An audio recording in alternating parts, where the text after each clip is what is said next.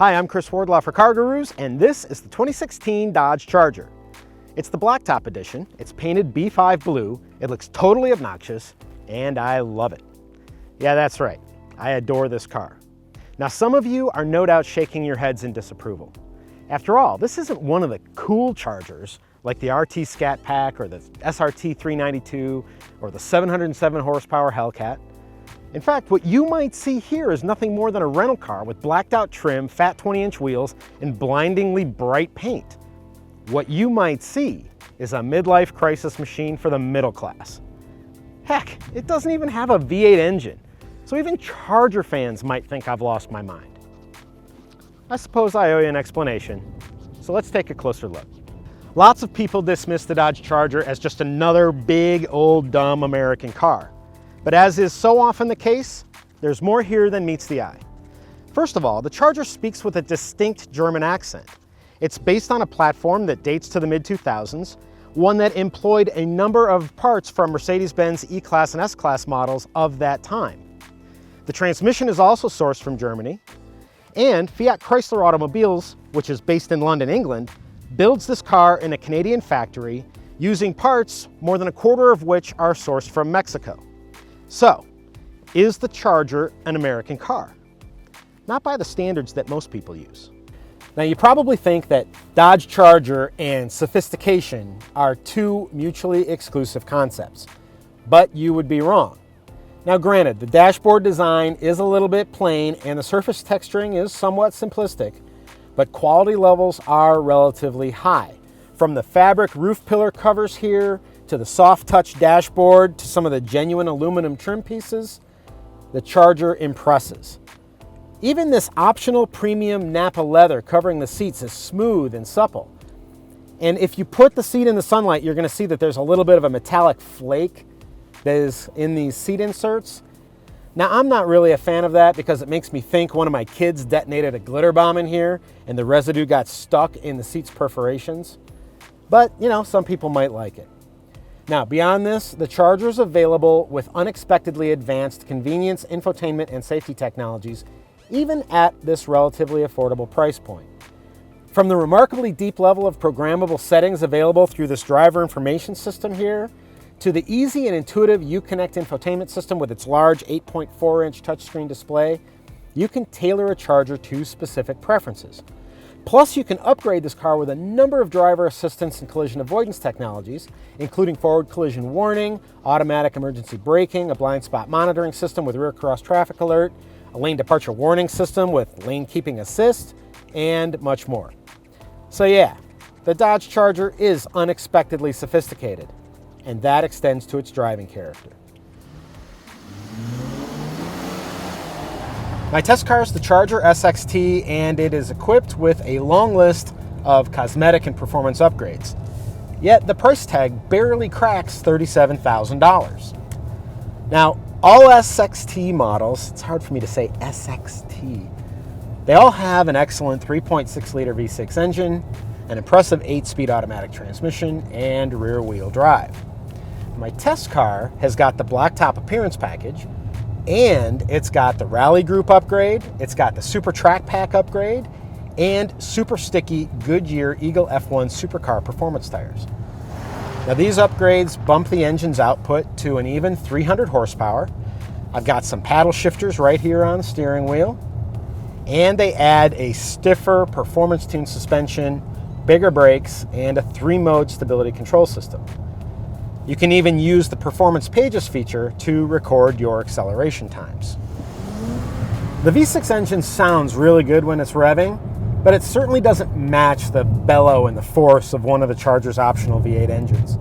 But that doesn't bother me very much though, because I prefer overall athleticism to brute strength in a straight line anytime. Besides, I averaged 22.9 miles per gallon in this car during a week of driving, and that's just short of the EPA's estimate of 23 miles per gallon in combined driving. Not bad, given how large this car is and how enjoyable it is to drive. Now, in addition to being a relatively quick car, the Charger offers enormous grip and outstanding braking capability. The electric steering is satisfying at all times, and because my test version uses the smallest and lightest engine, combined with the biggest and stickiest tires, it dives into corners with giggle-worthy enthusiasm. Oh, and here's a fun fact. Dodge says that the weight distribution for the Charger SXT is 52% over the front wheels and 48% over the rear wheels. That's almost as good as a BMW 340i. Still, as balanced as the Charger is on the tighter and narrower parts of my testing loop, the car's size is a liability. You simply can't use as much of your lane to maintain speed as you might in a smaller vehicle. Speaking of size, the Charger is super comfortable. In addition to premium Nappa leather, my test car's front seats offer multiple power adjustments as well as heating and ventilation. And better yet, the heating and ventilation works for both the cushion and the backrest, which means you've got optimum comfort no matter the weather. The thick trim steering wheel is pleasing to grip, the places where you might rest your elbows are soft and padded, and the controls are logically located, very easy to find and use. You can drive this car for hours without complaint, making it perfect for road trips, as long as you don't mind the stiff and sometimes unforgiving performance suspension tune.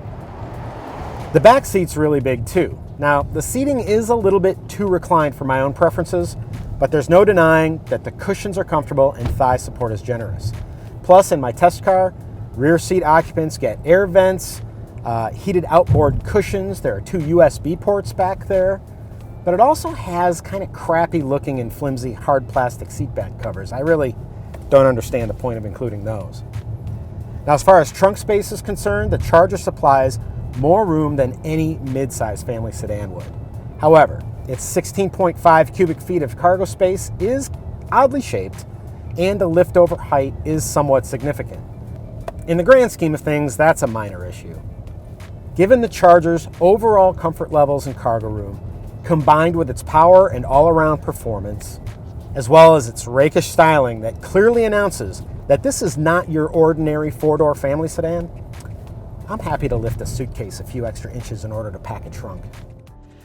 While there's plenty to like about the Charger Blacktop Edition, there are some things that I don't like about it. For example, when it's painted in a bright color like this, it draws a lot of attention. Some of it's positive, some of it's negative. Either way, I don't really like it much, although I understand that you might. There are also a few shortcomings with the infotainment system. For example, the USB port is located deep in the center console. At night, the reversing camera's got terrible resolution, and Uconnect 8.4 continues to be a little bit slow to respond and slow to start. And some people might perceive that as the software being a little bit buggy. Finally, and this is largely due to the car's structural age, it gets a marginal small overlap frontal impact crash test rating from the Insurance Institute for Highway Safety. But in other respects, from both the federal government and the IHS, it gets top crash test and crash avoidance marks. Society often dictates that image is everything, which I think is kind of sad. Substance is what should matter, whether we're talking about the character and qualifications of a person or the quality and capabilities of a car. When it comes to the Dodge Charger, there's far more substance than meets the eye. From the most basic version to the top-of-the-line Hellcat, when you look past this car's blue-collar image and muscle car heritage, what you might just discover is a greater level of quality, comfort, appeal, and all-around performance than you'd ever guess. Be sure to check out my full review of the Charger on CarGurus.com, and if you found this review helpful, please share this video and subscribe to our YouTube channel. For all of us at CarGurus, thank you for watching.